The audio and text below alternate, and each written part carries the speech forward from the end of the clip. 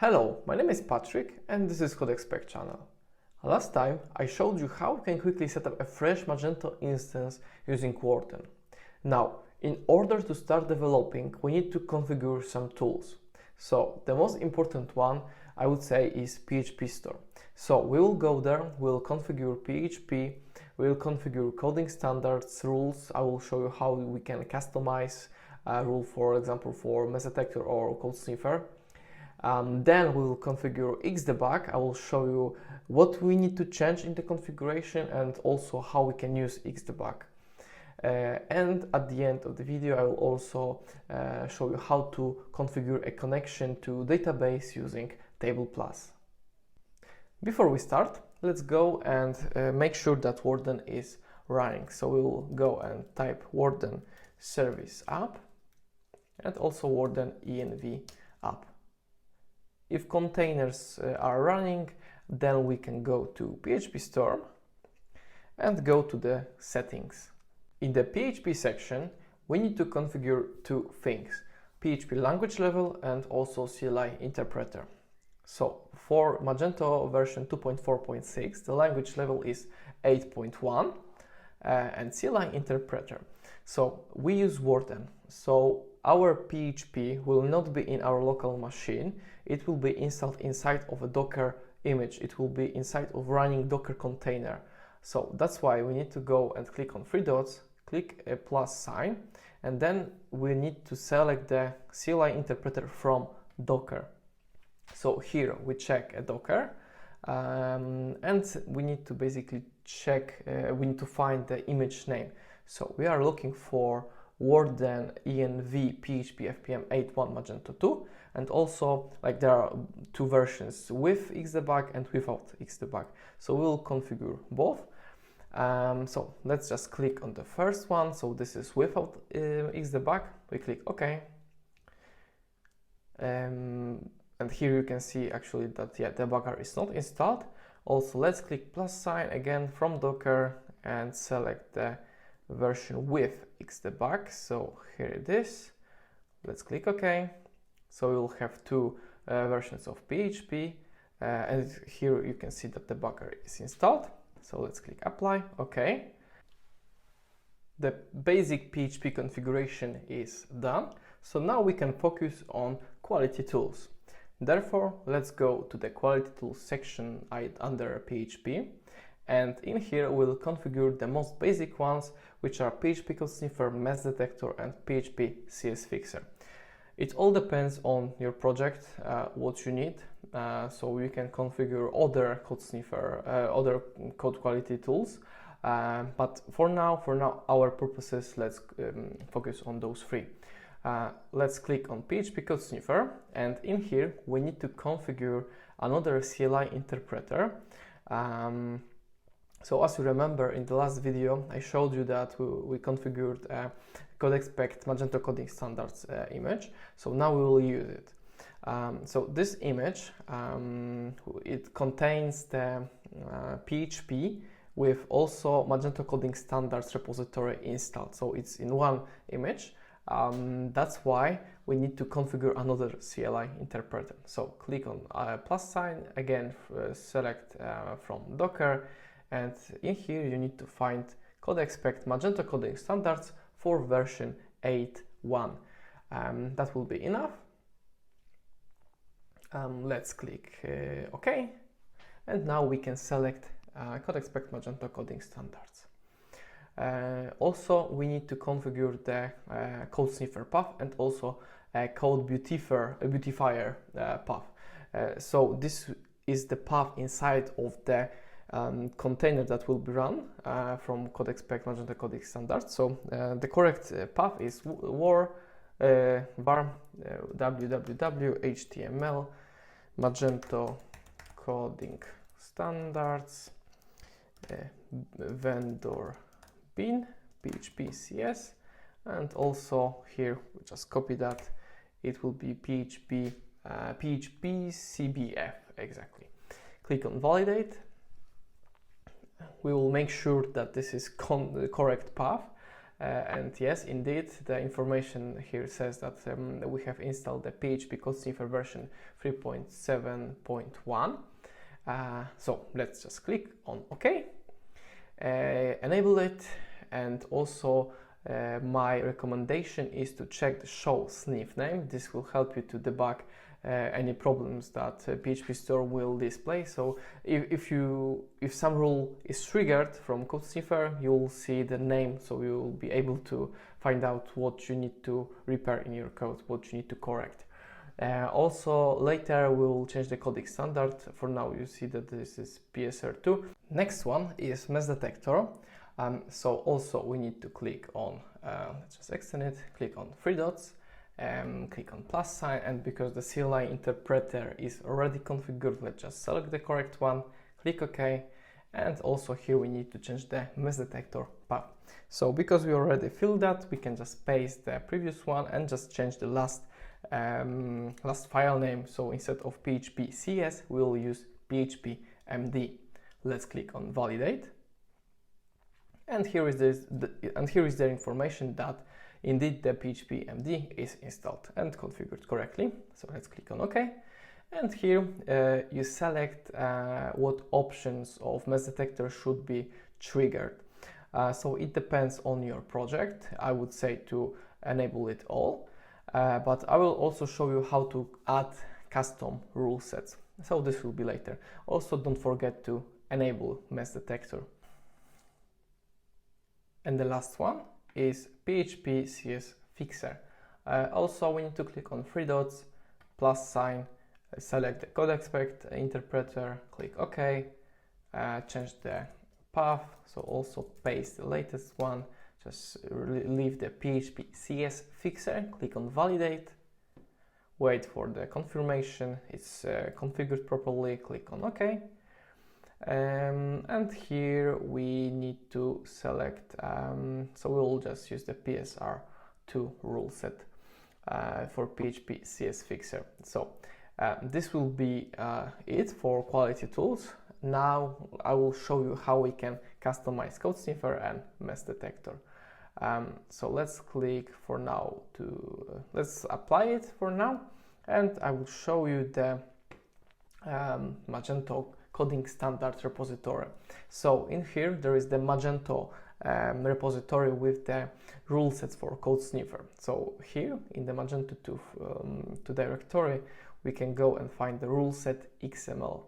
If you click on it, we can see the rule set name Magento 2, and here there are some patterns. So for example, Magento 2 classes discourage dependencies. So we'll not dive into it.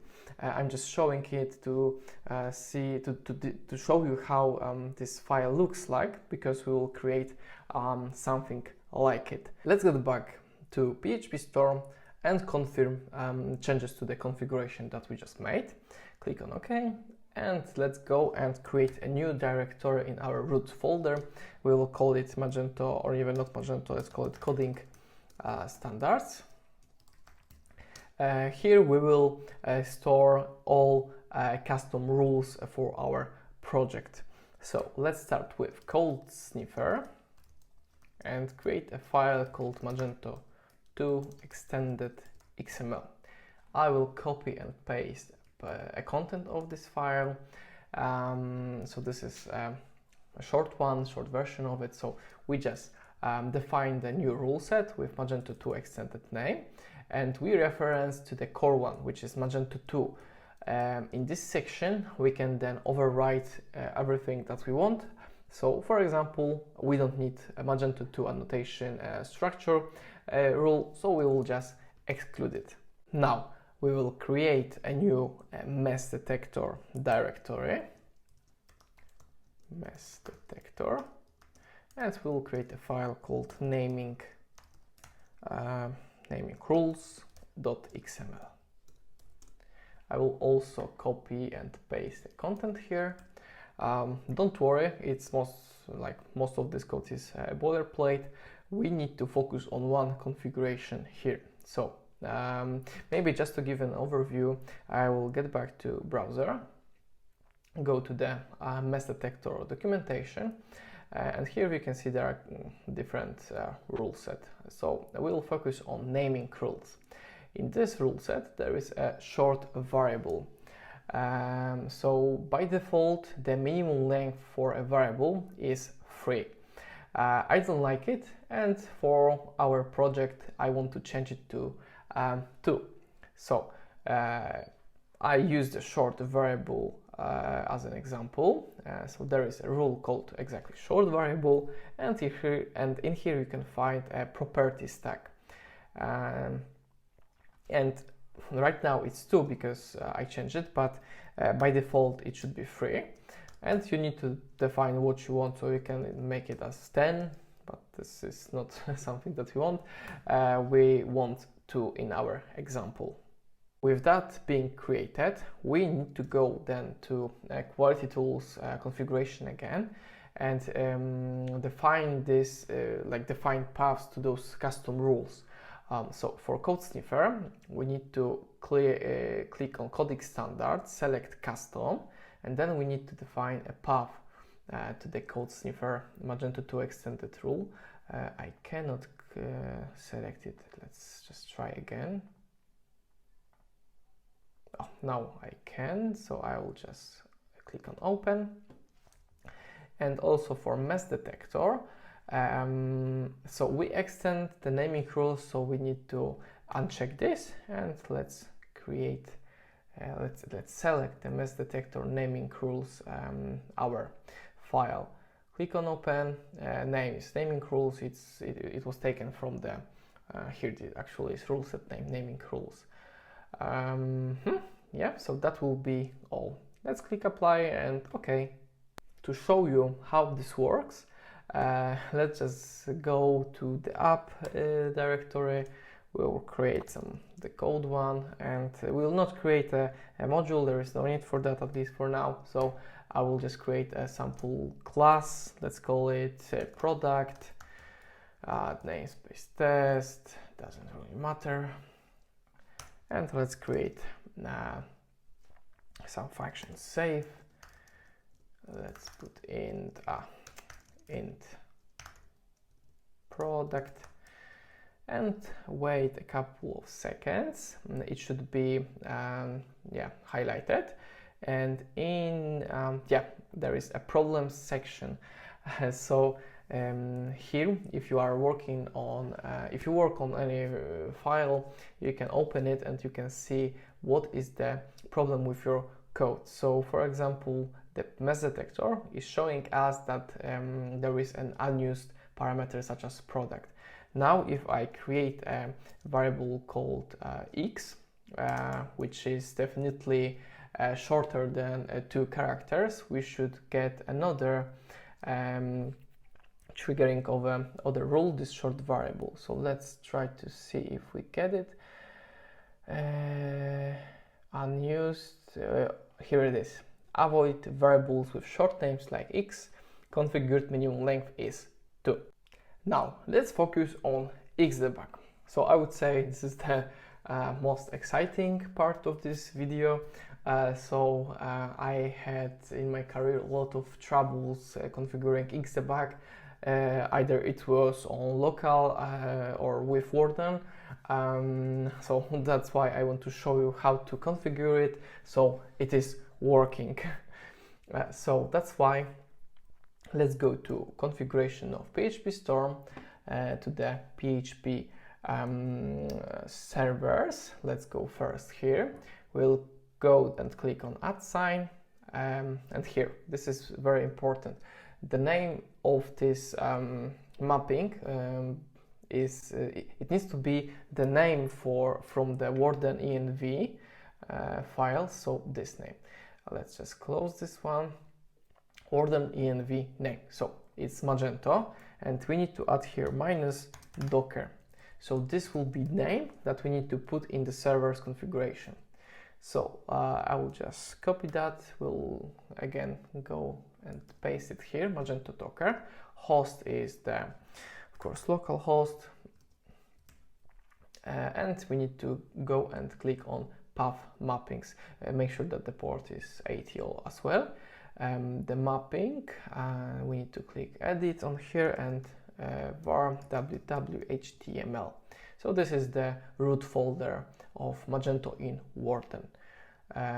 We can click apply, and then we need to go to the PHP debug and Xdebug proxy.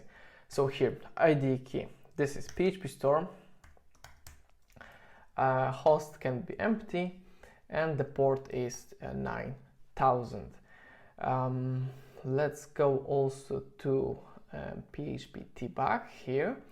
Let's click on break at first line in PHP script. So always, if you request, if you made a request, you will get a breakpoint at the first line in PHP.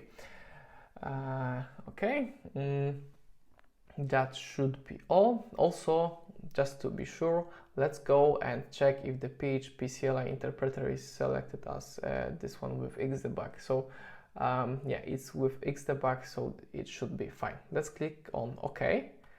And also let's go and click on run configuration here.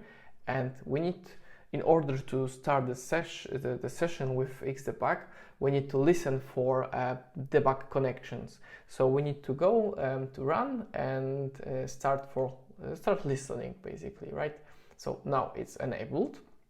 For our browsers, we need to install Xdebug helper extension. So I have already installed it, so I will just show you how it works. So let's go to our Magento, and in here, in your toolbar, you should see a bug icon. So by default, you should we have a couple of options here. By default, the disable option is enabled. And if you want to start debugging from our browser, we need to click on the debug one. So this, in the background, it's adding the cookie, and that will tell debug to start debugging session.